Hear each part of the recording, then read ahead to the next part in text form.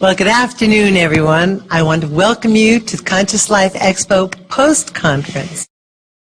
I love this expo because we bring in some of the top talent around.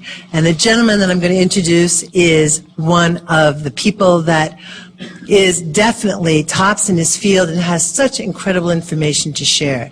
So I would like you to join me in giving a rousing Conscious Life Expo welcome to David Wilcock. Thank you. Thank you.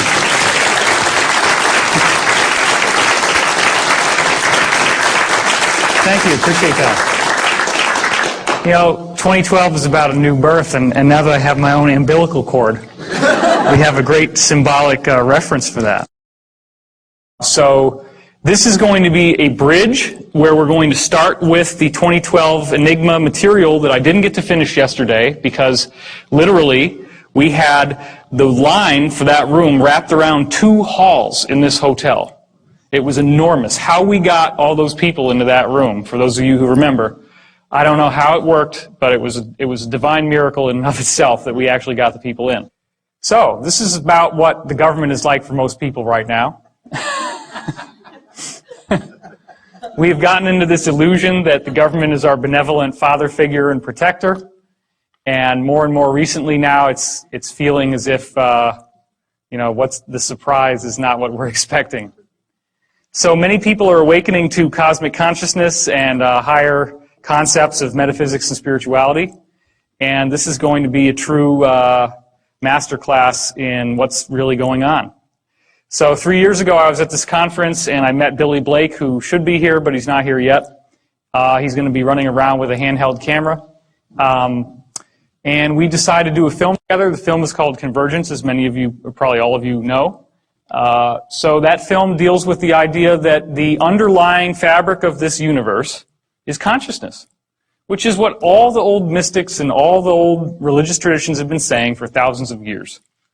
Now, what I offer is a much more elaborate and intricate spin on the notion of a consciousness field than you've probably ever seen anywhere else. Of course, it goes without saying that for those of you who haven't seen this, when they haven't seen it before, there's a gasp in the audience, but you all are well initiated. Edgar Cayce and myself, there's obviously a facial similarity there. This is my brother and Casey's first guy, Dr. Ketchum, who got him out there in the world. My father, after a Metallica concert, that's why he's sneering. And the Squire, Edgar Cayce's father. My father would only shop at the Squire shop, and everybody called Cayce's father the Squire. This is my best friend Jude and Edwin Blumenthal from the Cayce tradition, one of his principal investors. Jude and I did marvelous music together in high school, at least we thought so at the time. And this is my friend from college, Christopher, and his corresponding reincarnation, Morton Blumenthal. This is my good friend from college, Angelica, and this is Edgar's wife, Gertrude. These are like the only people I'm still in contact with from high school and college. I mean, you have to understand, these are not just random people from my life. These are like some of my closest associates and friends. And then when you find out that they're the same people as in Edgar's circle, it's very, very surprising. Okay, so as we went through yesterday, are there great secrets being held? This was something a lot of people didn't catch on the way they did the reflection on the poster for the Da Vinci Code. And of course, what is the eye and the triangle on top of the pyramid? Is there a message is being given that we're not fully getting access to? Gore's inconvenient truth, sure, that looks like smoke, not. That looks like a galaxy. And here's the Milky Way from the top down. There's our sun, so you can see this is about where we are. So we're not all the way out at the edge, we're kind of in the middle. But doesn't this look sort of like crosshairs to sort of point towards the galactic center and suggest that there's some sort of galactic alignment that's going on here? So later in this talk, you're going to hear about interplanetary climate change, which is how this movement into a new area of energy in our galaxy is in fact actually causing all the planets in the solar system to experience changes just like the ones we see on Earth. So this is far from an isolated phenomenon. There's also these new physics discoveries that keep leaking out, and they always relate to sacred geometry. The idea in this case of the dodecahedron, which is 12 pentagonal faces that kind of looks like a soccer ball if you make it into a sphere.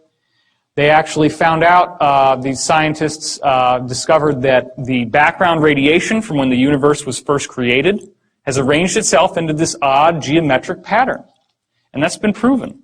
So then the question is, okay, what is the force that would cause that type of geometry to emerge in the formation of the universe? As we're going into the 2012 subject, of course, crop circles have been on everybody's mind. This was the formation that came down a couple of years ago, which started out in an unfinished way. You notice that all of these blocks are completely solid, and this area is solid as well. Well, the circle makers, whoever they are, came back. And when they came back, this is what we got. Now you have time markings and symbols from the Mayan calendar, okay? And the alignment of these winged discs in terms of what markers they're pointing to, which corresponds to the Mayan system and the Aztec system, gave you an exact time reference of the length of time between when this was created and 2012, the end of the Mayan calendar. So this is a self-referential 2012 diagram given to us by whoever is behind the circle phenomenon. This is one of many crop circles which seems to suggest that the secret to understanding 2012 and this mystery that we're dealing with right here in our talk today is in vibration. That looks an awful lot like a vibrating puddle of liquid. This is what happens when you take vibration to the next step. You get sacred geometry, and I'm going to show you more about that in a second. If you can imagine, this is a sphere and a cube and then another sphere. This is the Froxfield chromosome formation. Obviously, the circle makers are saying, 2012, pay attention to your DNA, right? Except here's the thing. The chromosome's all broken up. And that's what happens before there's about to be a cell metamorphosis.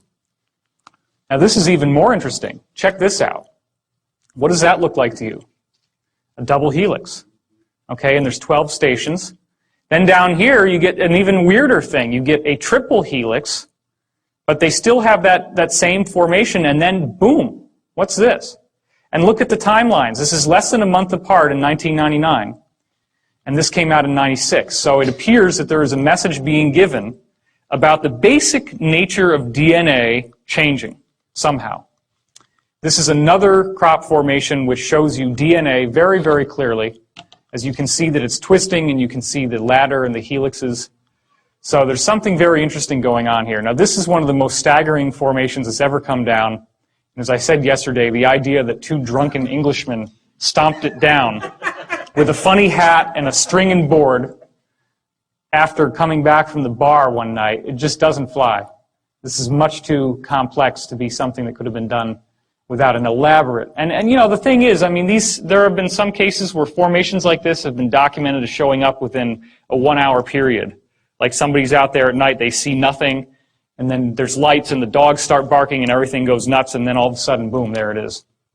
So this is showing you the geometry of the tetrahedron, which here's a drawing of it. This is the frozen vibration that is one of the principal energy fields that moves through planets, as you can see in this diagram. It shows up at 19.5, which is Richard Hoagland's thing. He's speaking tonight at 7. So here's your animation of the actual great red spot, which is at the limb of the tetrahedron down here, and Jupiter. And this also extends through the great dark spot on Neptune. This extends through a shield. And this also extends through the great dark spot on Neptune.